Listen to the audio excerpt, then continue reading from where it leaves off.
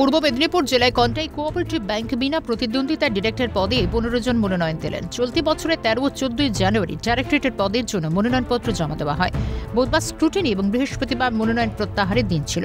Contai cooperative ব্যাংকের director হবেন মোট 15 জন। সে নামগুলি রাজ্য তৃণমূলের সভাপতি সুব্রত বক্সী একটি প্যানেলের লিস্ট তৈরি করেন।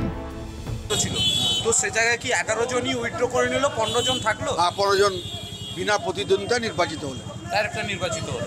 তাহলে অফিসিয়াল প্যানেলের জয়লাভ হলো, মমতা ব্যানার্জির ঘোষিত প্যানেলের জয়লাভ। এটা হচ্ছে তো আরবান কোঅপারেটিভ শহরাঞ্চলীয় ব্যাংক। এই ব্যাংকের সুনাম আছে সারা ভারতবর্ষের মধ্যে। উত্তর পূর্ব ভারতে আমরা প্রথম। প্রায় 1800 কোটি টাকার ব্যাংক। গত বছর আমরা 35 কোটি টাকা প্রফিট করেছি। এবং রাজ্য সভাপতি তারা বসে সিদ্ধান্ত নিয়েছেন। আমরা তো কর্মী সমর্থক, তো আমরা একথাই বলতে চাই যে আমরা সকলে একটা পরিবারের এবং কাউকেই আমরা অসম্মান করতে চাই না, কেন সেই শিক্ষা আমরা পাইনি। একে অপরকে সম্মান হানি করে কখনো বড় হওয়া যায় না। মুখ্যমন্ত্রী মমতা বন্দ্যোপাধ্যায়ের নির্দেশে যে ডিরেক্টরদের নাম লিস্টে তোলা হয়েছে তার বাইরে যারা মনোনয়ন জমা করেছেন তারা মনোনয়ন প্রত্যাহার করেন। এদের মধ্যে বেশ কয়েকজনে তারা জেলার নেতৃত্বকে দোষারোপ করছেন। আশ্বস্ত করছি সামান্য একটি সমবায়ের নির্বাচনে বাংলার মুখ্যমন্ত্রীর দৃষ্টি পড়ে গেছে, নজরে আছে, আশ্বস্ত করছি। অখিলগিরিকে কটূক্তি করার বিষয়ে তিনি জানান, যারা করেছে এমন কাজ তারা অনেক ছোট, আবেগের তাড়নায় বা ভুল বশত তারা বলেছে, কথায় আমি কোনো রাগ করিনি। মুখ্যমন্ত্রীর নির্দেশেই করা হয়েছে, সেটা অফিসিয়াল প্যানেল। আর যারা বাইরে আছেন তাদেরকে উইথড্র করে নিতে হবে। এই নির্দেশ মোতাবেক আজকে সবাই উইথড্র করে নিয়েছেন। তাহলে এই নির্বাচন হবে না, বিনা প্রতিদ্বন্দ্বিতায় 15 জন নির্বাচিত হলেন এবং আগামী দিনে এরাই বোর্ড পরিচালনা করবে।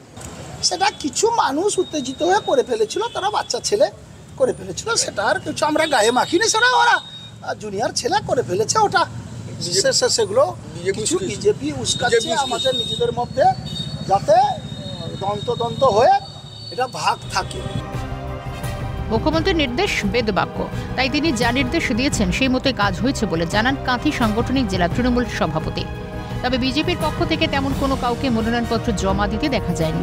শেষ পর্যন্ত তৃণমূলের দুই গোষ্ঠী কোন্দলে শেষ হাসি হাসলেন অখিলগিরি। আমাদের 101 জন ডেলিগেট জয়লাভ করেছে। মতানৈক্য মনান্তর থাকবে। দল মানে নেত্রী, নেত্রী মানে দল। আমরা নেত্রীর বাইরে কেউ নই। একটা ভালো দিক তৈরি হলো 26-এর আগে, যে ঐক্যবদ্ধ তৃণমূল, মমতা বন্দ্যোপাধ্যায়ের নেতৃত্বে সংগঠিত তৃণমূল পূর্ব মেদিনীপুর জেলার এই কাঁথি কোঅপারেটিভ ব্যাংকে কেন্দ্র করে দেখতে পেল এই জেলার মানুষ। নেত্রী আমাদের মা, বাংলার মাননীয় মুখ্যমন্ত্রী মমতা বন্দ্যোপাধ্যায় আমাদেরকে নির্দেশ দিয়েছিলেন। আমরা যারা নমিনেশন করেছিলেন তাদের কাছে নেত্রীর বার্তা পৌঁছে দিয়েছিলাম।